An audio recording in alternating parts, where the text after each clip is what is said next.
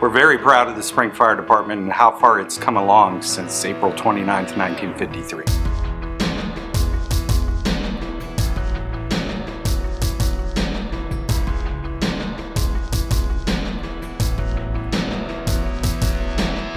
We had this church fire and we had the mill burn. So a few concerned citizens got together and formed the fire department.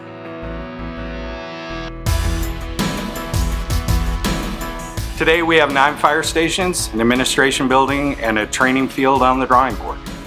We had one station. We bought a 1936 chassis and built a tank on it, put a midship pump on the front of it, and the water you took was the water you had because there was no fire plugs. And we had 700 gallons of water on that truck. First one got to the station, drove the truck. We're so grateful today that we don't have to protect the public by selling raffle tickets or passing the boot. We didn't have no money, so we stood on the corner of 45 with a boot, and people come by and drop the money in it. We'd go house to house and ask for donations. When I joined the fire department in 1978, we had 3 stations, probably 7 or 8 pieces of apparatus. I don't recall exactly how many back then. Volunteers were pretty slim. We probably had 40 or 50 in the department. We were very short on funds, very short on money, very short on manpower and apparatus. That was to buy our gas with and the oil changes and try to buy a new truck or something. The territory we covered was North Harris County up into southern Montgomery County, and probably had 3 or 4 trucks to do that. Our training back then consisted of, if you showed up on a meeting night, you were given a set of gear and said, here you go, you're now a fireman. There was no training. You went in a house with the clothes that you had on. No boots, no hat, nothing. First one there, grabbed the hose and run into the house. You had no protection at all. We didn't have the money. It's very safe to say times are significantly different back then. We didn't have, again, we're talking about a very money-strapped rural fire department that had very little resources and very little money. I've run brand new clothes going in house fire. I've had roofs caved in on me. So, but you know, now you don't do that.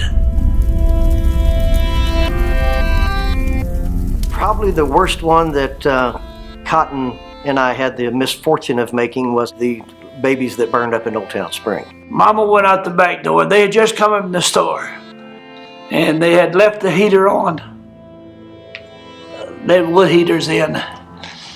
The kids, little ones, they're 3 and 4, they thought Mama was inside, so they go inside and then they burn up. And I happened to find them. And that was my worst fire. Kids are always the hardest to deal with.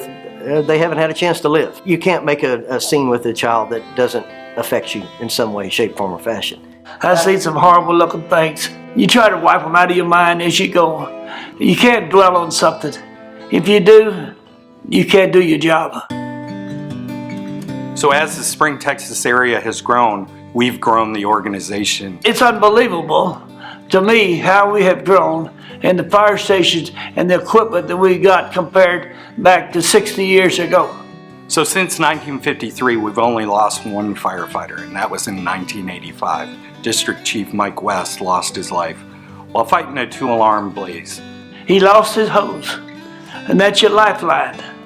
If you lose your hose, you're gonna lose your life because you can follow your hose back outside, see? We were looking for a way to honor our fallen firefighter, and it became clear to us that we wanted to have a statue. And we went to Utah, that was actually able to cast a resemblance of him in bronze, and we had it shipped here and had the honorarium built. The actual pedestal and the statue are positioned in a way that has significance. And that significance is, if you could actually flow water through the hose and you had enough pressure behind it, it would actually shoot a stream of water that would land on the location where Mike West lost his life. How can the Spring community not be proud of what the men and women of the Spring Fire Department do every day? They come to work every day, they put on their gear every day, they make calls every day. They do their job.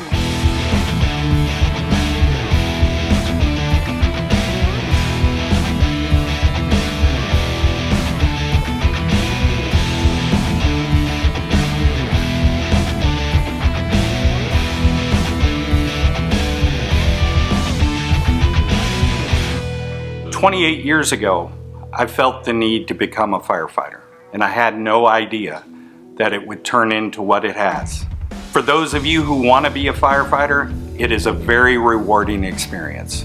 Get after it because it's a rewarding job. And you can help somebody save a home or in a wreck, save a life as a firefighter. That is very, very rewarding.